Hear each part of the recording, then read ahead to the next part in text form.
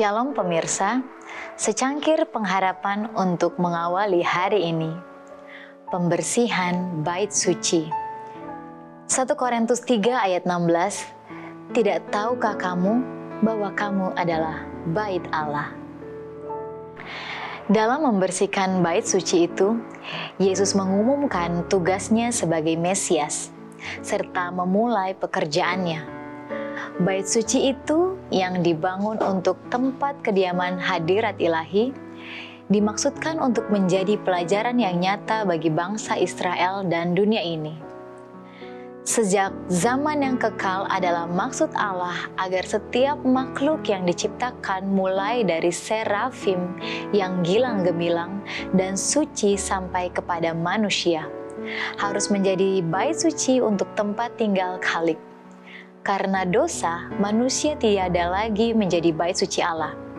Karena digelapkan dan dinajiskan oleh kejahatan, hati manusia tiada lagi menyatakan kemuliaan ilahi. Akan tetapi oleh penjelmaan anak Allah, maksud surga pun terlaksana. Allah bersemayam di dalam manusia, dan oleh rahmat yang menyelamatkan, hati manusia menjadi bait suci sekali lagi. Allah telah merencanakan supaya bait suci di Yerusalem itu menjadi saksi yang tetap akan nasib mulia yang terbuka bagi tiap-tiap jiwa.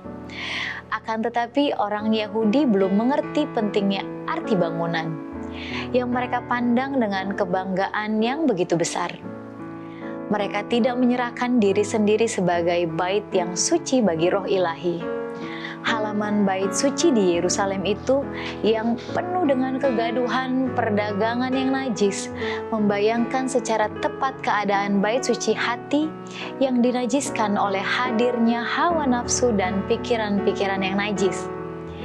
Dalam membersihkan bait suci itu dari pedagang dunia, Yesus mengumumkan tugasnya untuk membersihkan hati dari kenajisan dosa, dari keinginan duniawi, hawa nafsu yang mementingkan diri, kebiasaan yang jelek yang merusakkan jiwa.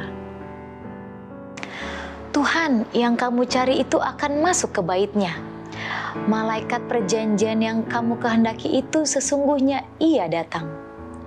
Firman Tuhan semesta alam. Siapakah yang dapat tahan akan hari kedatangannya, dan siapakah yang dapat tetap berdiri apabila Ia menampakkan diri? Sebab Ia seperti api tukang pemurni logam dan seperti sabun tukang penatu.